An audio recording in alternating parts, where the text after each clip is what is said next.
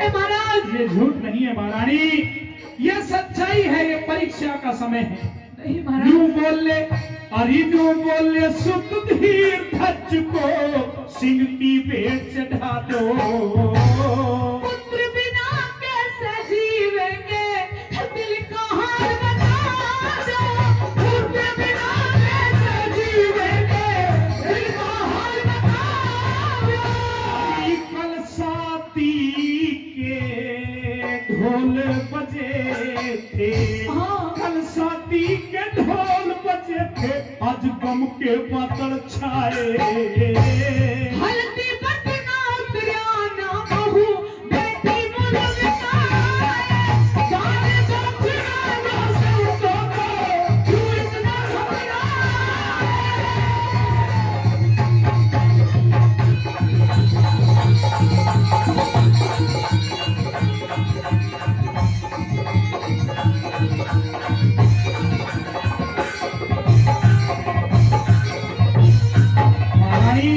बड़ी आशा और उम्मीद लेकर के तेरे पास आया था कि तू मेरा साथ निभाएगी इस धर्म के कार्य में, लेकिन मुझे लगता है कि तू मेरा साथ नहीं निभा पाएगी।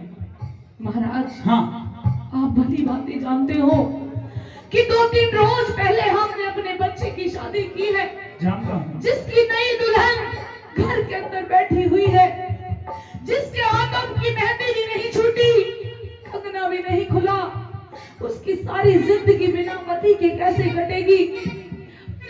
और मेरी तरफ देखिए महाराज, मेरा इकलौता बेटा है धीरध्वज, जिसे बड़े लाड़ चाव से पाल पोष करके बड़ा किया है। आप कह रहे हो कि मैं अपने बेटे को चीर के सिंह की भेंट चढ़ा दूं। महारानी महाराज, अभी केवल तूने ये सुना है कि संतों ने बेटे को मांग लिया है, अपने शेर का भोजन वे अपने हमारे बेटे से करवाएंगे, लेकिन संतों की तो और भी शर्त है, उनको कैसे सुन पाएगी तू? कहिए महाराज, मैं आगे भी सुनना चाहती हूँ सुन मेरी बात। कि वो संत क्या कहना चाहते हैं।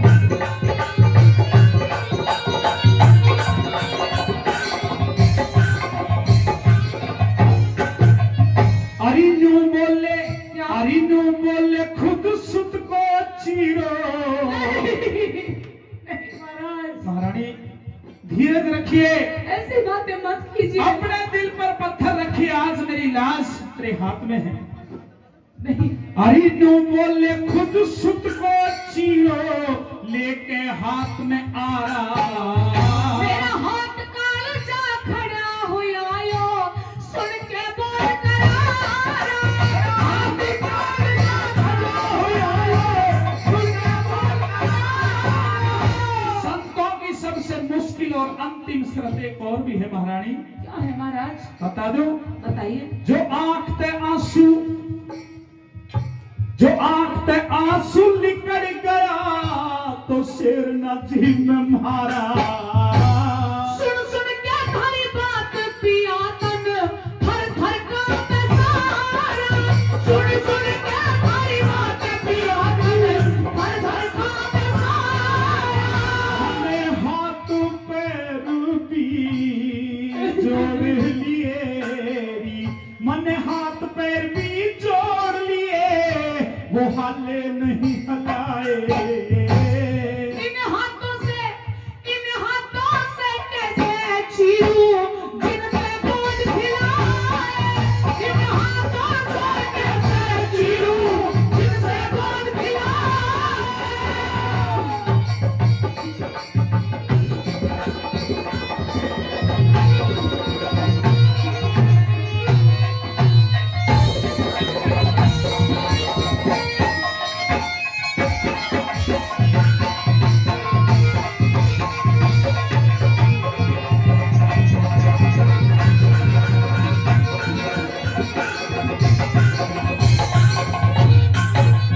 रागिनी सभी की समझ में तो आ रही है?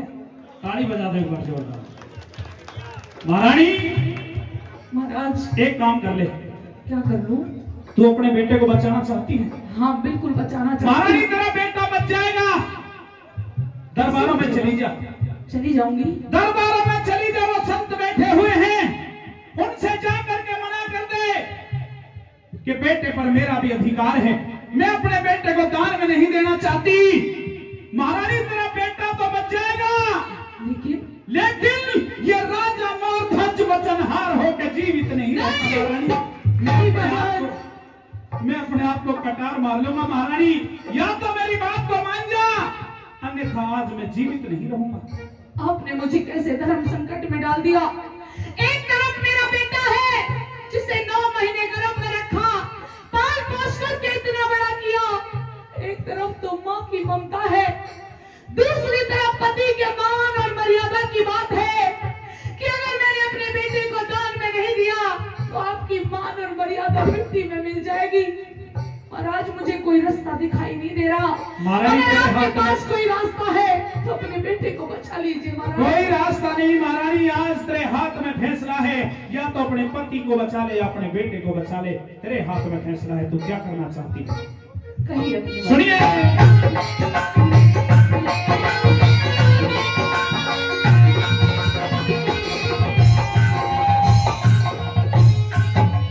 मन भर लिए बचन भूल में तू बेशक नाटिया रानी।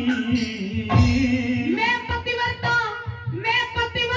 नार धर्म की नहीं करूंगी हानि। मैं पतिव्रता नार धर्म की नहीं करूंगी हानि। अगर महारानी तू मेरा साथ निभाना चाहती है, सच्ची पतिव्रता है, निभाना चाहती हूँ महाराज, तो एक छोटा सा काम कर दे। क्योंकि अगर आप इस दुनिया में रहोगे तो बेटे तो और भी हो जाएंगे। आपके मान और मर्यादा की बात है, कहिए आप क्या करना महारानी होगा?